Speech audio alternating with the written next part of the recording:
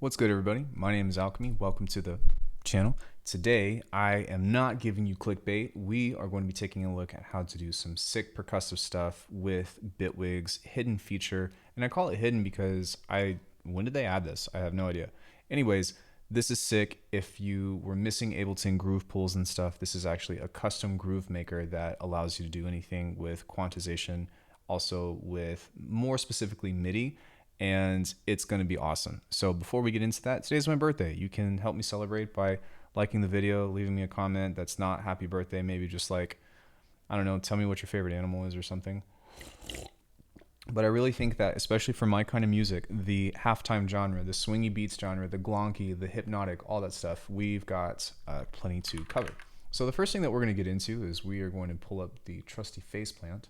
And as this comes up, I'm going to actually minimize this so that way you can still see me, but it doesn't take the whole screen. But what we're going to do is just quickly make a very easy hat.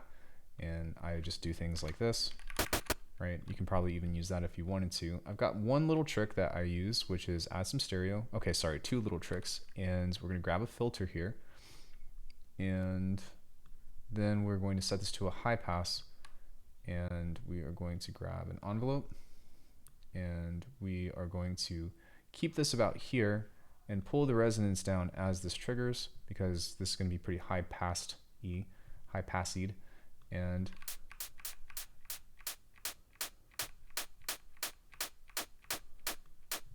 now we've got ourselves a nice little soft, but okay, cool, works. Doesn't need to be anything amazing. So now that we have that, what we're going to do is we're actually going to create a clip. And we are going to just do like a 2-bar loop here. And I am going to just type in any note, it doesn't really matter. But we're just going to start like this. And so if we play this, turn the groove off, because that's the whole secret of this thing, you can see that this is just kind of playing a straight 16 note. You guys ready for this? I'm about to show you some sick stuff. Let's get into it. We're already getting into it. I don't know, whatever. The groove pool is amazing because this is just one piece of the puzzle, but check this out. I'm going to start from here and notice what's going to happen whenever I start to mess with the shuffle and the accent.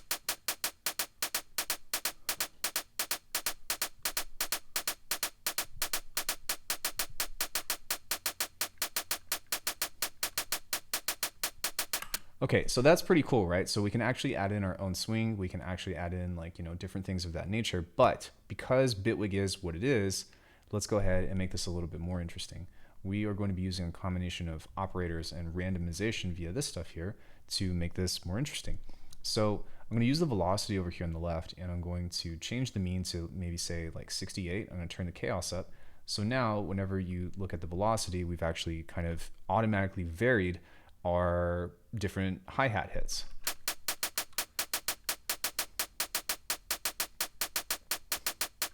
So the next piece of this is we can actually grab all of these and we can set a chance on these via the operators here. So we can do something kind of like this, and now all of these have a 73% chance of even triggering in the first place.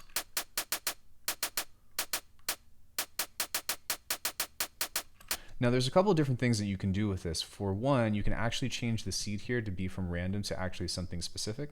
So you can kind of click on that, and that will kind of dictate to where it's going to play the exact same every time. So we can take a look at this. And I've got videos on how to use operators on my channel already, but just as a quick breakdown, this is going to play the same every time now. Or I can change the seed.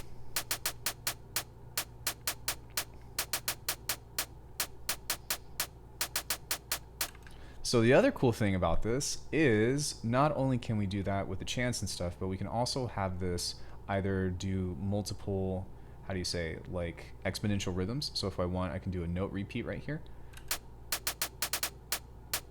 Or I can make this like insane via something like it's going to just pretty much buzz.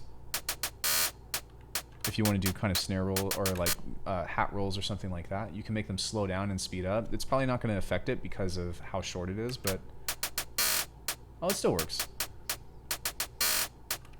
Or do something like this. And the other thing that we can do is, and this is the kicker, guys, you can actually automate the groove on the master. So what that basically means is if we go into here and we actually click on shuffle here, you can see that a little blue line comes up and we can actually adjust this over time. So what that means is we can kind of play with these sloppy rhythms with just a single bar and take a listen to how this comes out.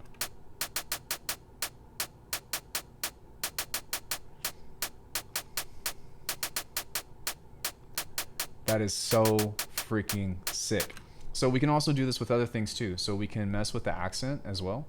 So we can kind of pull this down again and just do like some simple automation.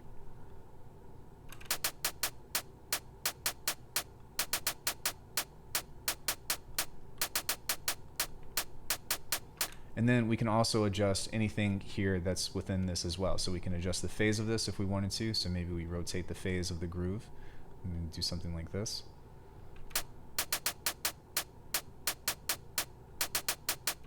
And we can also change the rate, whether it's 1/8 or 1/16, and then on the bottom we can accent either 1/4, 1/8, or 1/16.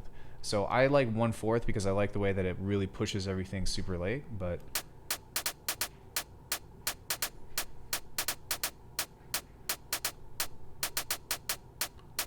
to me this is more akin to the style that I would use.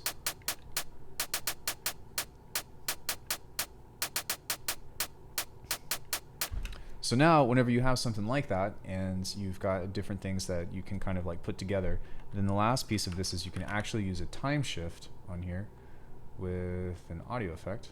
I put it on the wrong side, but we can just move this over here to this side and push this late.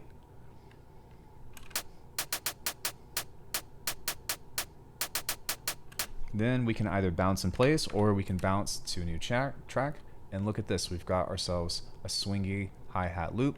So if we were to add, you know, our kick and our snare, I'm gonna find a doof, one of my things. There we go. And then we have some kind of schmeck, maybe a kloop.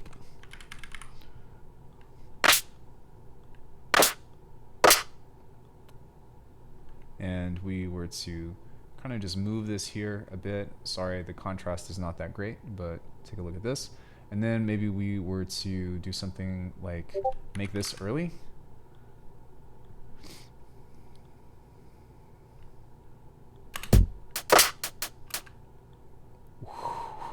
This is about to...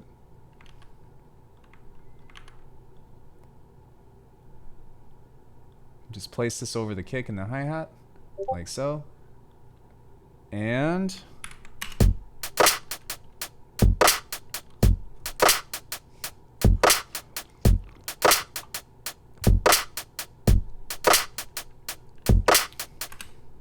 how easy was that? So something else that you can do as well is you can also grab this and do time shifting. So one really fun thing actually is to change the warp mode to repitch, and you can kind of pitch stuff out like this.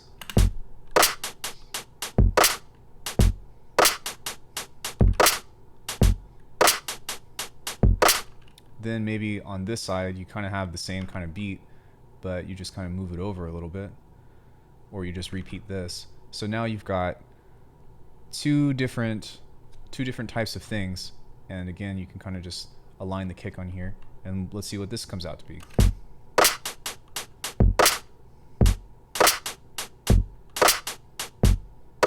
And it's not always going to work, but at the same time, just messing with this a little bit and trying to find those little hits and moments of gold is kind of what we're aiming for.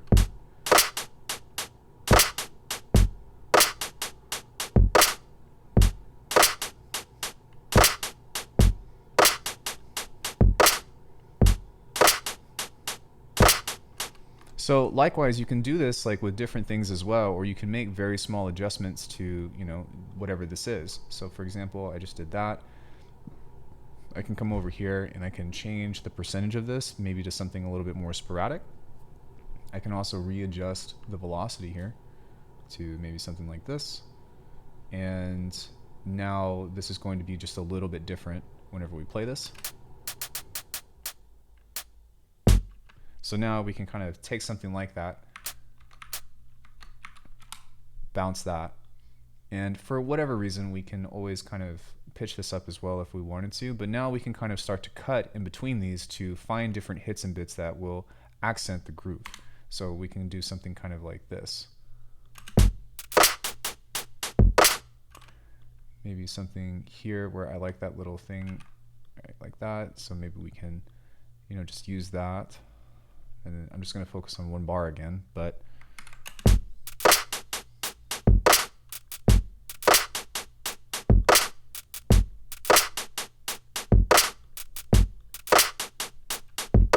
now, one thing with this is that because we pitched it up, it kind of sounds a little bit weird. So let's go into slice mode.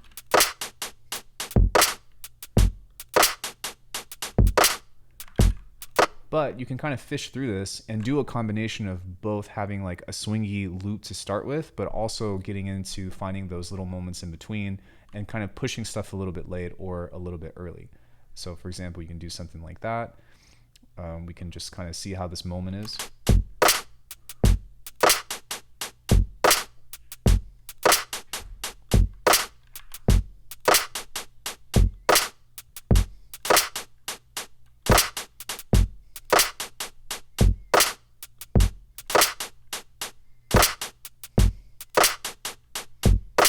So then from there, it's really just a matter of processing your percussion and continuing to do this with a bunch of different things or whatever kind of percussive piece that you like, and finding the rhythm and finding those grooves that sound really sick.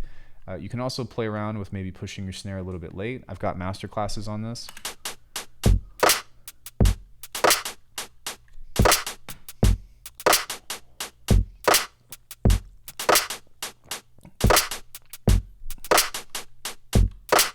Or, you know, you can kind of put everything on grid and kind of mess around and just find the groove that works for you. Because it's not about like this groove is right, this groove is wrong. It's really just about what works for you. So typically speaking, I use XO. And the cool thing about XO, I've already got a video on it, is that you can nudge things over left and right. But what I like about this is that you can open up a larger pool of things, or you can even pull up XO and like make a custom kit if you wanted to. So we could do something kind of like this. And we could also implement the arpeggiator, which is the last piece of this tutorial, but this is so freaking cool. So this already has like nudge and stuff on it, right? If you were to bounce this out, which is great, and I love doing sequencing this way, especially because you don't have to open up the DAW in order to like do this. However, if you were to use the arpeggiator on here, so I'm just going to grab an arpeggiator, we've got one more thing to talk about that's going to help make this a little bit more human as well. So in order for this to actually work, what we need to do is we need to find the root note of all of these. So I guess it's going to be below. There we go. 2, 3, 4, 5, 6, 7, 8, I believe. And we're going to make this into a chord. Now, because this is a chord, this is going to tell the arpeggiator to pick one. But what we can do with this is we can actually randomize this, or we can repeat this in a specific way that it's going to make it kind of like be more predictable. So maybe we can just start like every other or so, high and down. And let's go ahead and do this.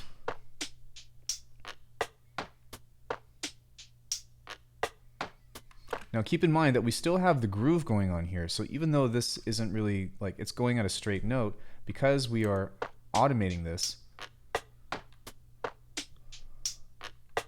it's still changing and doing different stuff.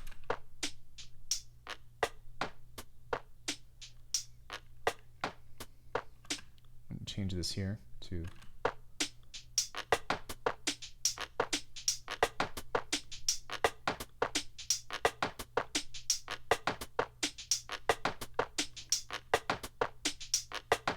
okay, I like that a lot. So here's the other thing. With the arpeggiator, you can actually use the humanize feature here to make it imperfect every time. And so what that means is if you add this, you know, to whatever amount, let's say 40, and you were to duplicate this like 4 times, then what you can do is you can actually bounce this out, and you'll see that each one of these are going to be different. So if I go here and I grab this one and put it on top, you can see that this one is slightly off of this one. And some of these things are actually hitting at the same time, but you can make a ton of percussive loops like this. And again, just add it to, you know, add it to your groove like you're doing here. And maybe turn this off and let's see what this sounds like. Okay, so it's a little bit messy, but that's fine because we can still implement those same ideas about stretching and about doing the repitch mode here to find something interesting. Okay, so I like that boom.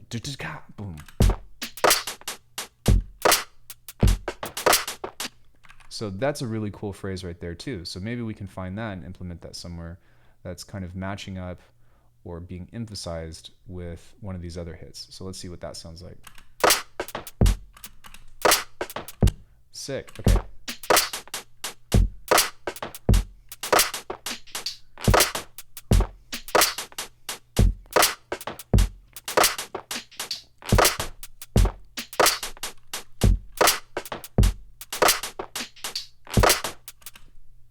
And there you go. That's all you have to do. So with that being said, if you want to support the channel and all that, then you can check out alckemy.com for all the presets and stuff that I have, or become an Arcanum member to check out all the master classes that I have on drums and bass and this kind of production. And as I continue to get better and as I continue to learn stuff, I continue to update this. But I wanted this class to be free, especially because I think that this is going to inspire some of the people that have taught me. So with that being said, I am Alckemy. Happy birthday, 31. Much love to you all, and I will see you in the next one.